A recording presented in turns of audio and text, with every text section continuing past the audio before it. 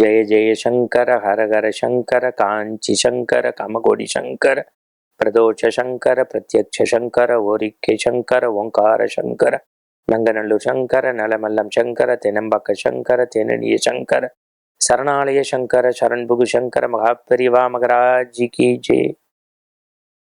ஆன்மீக அன்பர்களே, சங்கரா தொலைக்காட்சியின் இனிய நேயர்களே, இந்த காஞ்சி மகான் தொடர் என்னை பொறுத்தவரை நம் இதயத்தை இதமாக்கி வருடக்கூடிய ஒரு தொடர்.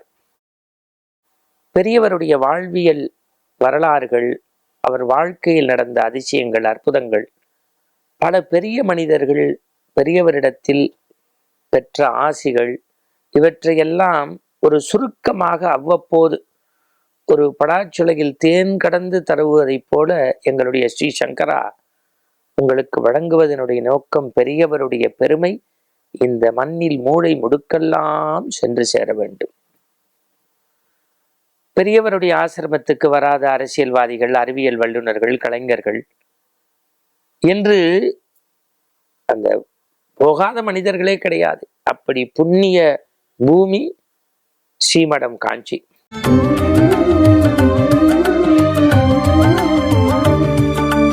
ஒரு மாலை பொழுது 2 ஊர்திகளில்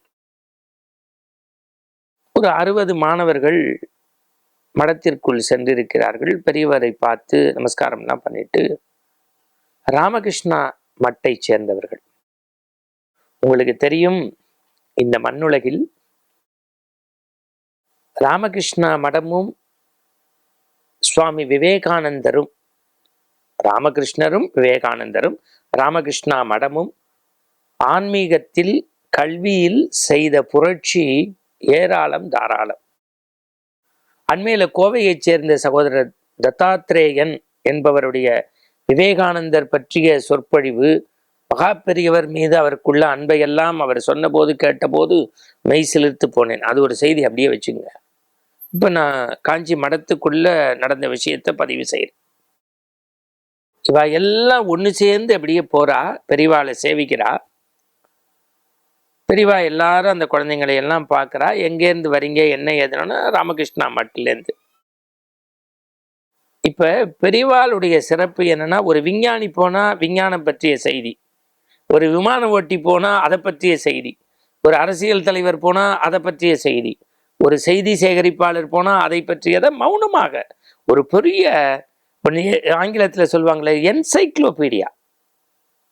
இந்த ராமகிருஷ்ணா மட்டு போனவங்களை பார்த்து சொன்னாராம், நீங்கள்லாம் ரொம்ப தர்மத்தின்படி வாழக்கூடியவா, ரொம்ப கொடுத்து வச்சவா அந்த மட்டில் படிக்கிறதுக்கு, கல்வி பணி ஆற்றுவதற்கு, ஆன்மீக சேவை செய்வதற்கு. இன்னைக்கும் நான் சொல்கிறேன், திருச்சி சென்னை தேசிய நெடுஞ்சாலையில் உளுந்தூர்பேட்டைக்கிட்ட சாரதா கல்லூரின்னு இருக்கு. வெறும் பெண்களை சேர்ந்தவர்கள், ராமகிருஷ்ணா மட்டை சேர்ந்த பெண்களாக சேர்ந்தவர்கள் அதை நிர்வகிக்கிறார்கள். ஒவ்வொரு மாதாஜியினுடைய திருவடியும் நான். ஏன்னா ஆயிரக்கணக்கான பெண்களுக்கு கல்வியை, ஞானத்தை, ஒழுக்கத்தை, அறத்தை, உணவை, தங்கள் பெறாத பிள்ளைகளை தங்கள் பிள்ளைகளாக துறவு வாழ்க்கை வாழக்கூடிய அந்த சகோதரிகள் செய்கிறார்களே, அவர்களுக்கு என் கண்ணீரால் அவர்கள் திருப்பாதத்தை சுத்தம் செய்கின்றேன். காரணம், அதை போய் பார்த்து அனுபவிச்சாதான் தெரியும்.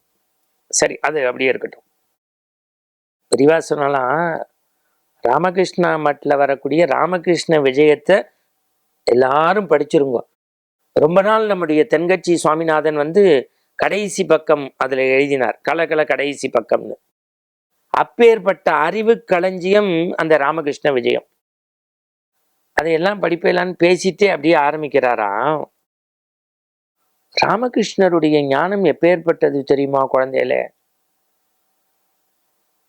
அவருடைய உபன்யாசம் முடிஞ்சு எல்லாருக்கும் பிரசாதம் கொடுக்கறதுக்கு மறுநாளைக்கு முதல் நாள் லட்டு பிடிச்சி தட்டில் வைக்க சொன்னார். வச்சுட்டா ஒருத்தர் ஓடி வந்து சொன்னார், பகவானே, இந்த லட்டை நோக்கி எறும்புகள்லாம் போறதுனால லட்டு நிறைய சாப்பிட்ருமோன்னு எங்களுக்கு அச்சமா இருக்குன்னார். அதுக்கு பகவான் சொன்னார் சிரிச்சுண்டு, அப்போ அந்த தட்டை சுற்றி சக்கரை கோலம் போட்டுருன்னு போயிட்டார். நாங்கள் கழுக்குன்னு ஒரு சிரிப்பு சிரித்தோம்.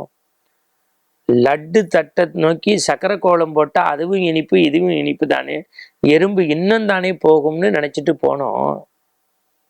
மறுநாள் கார்த்தால பார்த்தோம் லட்டுக்கு சேதமே இல்லை. நேரா போன எறும்பு எல்லாம் இந்த சக்கரை கோலத்திலேயே தன்னுடைய நாக்கை வச்சு சர்க்கரையை சாப்பிட்டே திரும்பி எடுத்து லட்டு பக்கம் போகவே இல்லை. இதை பகவான்கிட்ட சொன்னா பகவான் சிரிச்சுட்டே சொன்னார், பல மனுஷாலும் அப்படிதான் லட்டு மாதிரி உயர்ந்த இலக்கை நோக்கி பயணப்படுறா, இடையில நுனி நாக்குல சக்கரைப்பட்ட இனிப்பே போருன்னு அற்ப ஆசையோட திரும்புற மாதிரி அற்பத்தை அனுபவிச்சுட்டே திரும்பிடுறோம், மூலத்தை தொடாமன்ட்டு போயிட்டார். அப்படியே வெளவெளுத்து போயிட்டாங்களா. ஒரு தண்ணியில துடிச்ச தேலை பகவான் காப்பாத்திருக்கார். அப்படி கையில எடுத்து வச்சிருக்காரு ஒரு இலையோட, தேல் கையில கொட்டிட்டு திருப்பி தவறி தண்ணியில திருப்பி காப்பாத்த கொட்டி திருப்பி தண்ணி திருப்பி காப்பாத்து 3 தடவை செஞ்சோன்னு பக்கத்துல உள்ள சீடன் கேட்டானா, பகவானே தேல் கொட்டிகிட்டே இருக்கு, நீங்க திருப்பி திருப்பி காப்பாத்துறீங்களே. அதுக்கு அவர் சொன்னாராம், தேளுடைய இயல்பே குணாதிசயமே கொட்டுறது, மனுஷனுடைய இயல்பு காப்பாத்துறது. அது வேலையை அது செய்யும் போது நம்ம வேலையை நம்ம செய்யக்கூடாதா? இந்த பசங்க ஏதோ பெரிய ஒரு உளவியல் வகுப்புக்குள்ள. ராமகிருஷ்ணர் எப்பேற்பட்டவர் தெரியுமா? குழந்தையிலே அவருடைய பரம சீடர் விவேகானந்தர் அவர் முதல்ல குருவா ஏத்துக்கல. இந்த சன்னியாசிக்குள்ள இறைவனை காண முடியுமா, ஞானத்தை தேட முடியுமான்னு பல சோதனைகள் ஸ்டூடெண்ட்டுக்கு தான் ஆசிரியர் வைப்பான். குருவுக்கே சோதனை வைத்தவர் விவேகானந்தர்.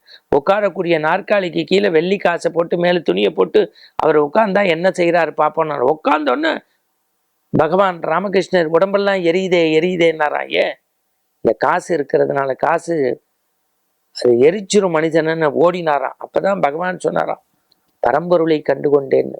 இப்படி ராமகிருஷ்ணருடைய ஒவ்வொரு விஷயமா நம்ம சுவாமி விவேகானந்தரை இன்னைக்கு எல்லாரும் கொண்டாடுறோம். அவருடைய துறவின் மேன்மையை, அமெரிக்க பேச்சை, அவருடைய பல்வேறு சொற்பொழிவுகளை கேட்டு வியக்கிறோம். ஆனா அவர் எழுதுறார், இளம் வயதில் என்னை சிற்பி போல செதுக்கி ஞானத்தை உருவாக்கிய அத்தனை பெருமையும் பகவான் ராமகிருஷ்ணருக்கு. அப்பேற்பட்ட புகழ்வாய்ந்த ராமகிருஷ்ணா மட்டில் நீங்கள்லாம் படிக்கிறேன்.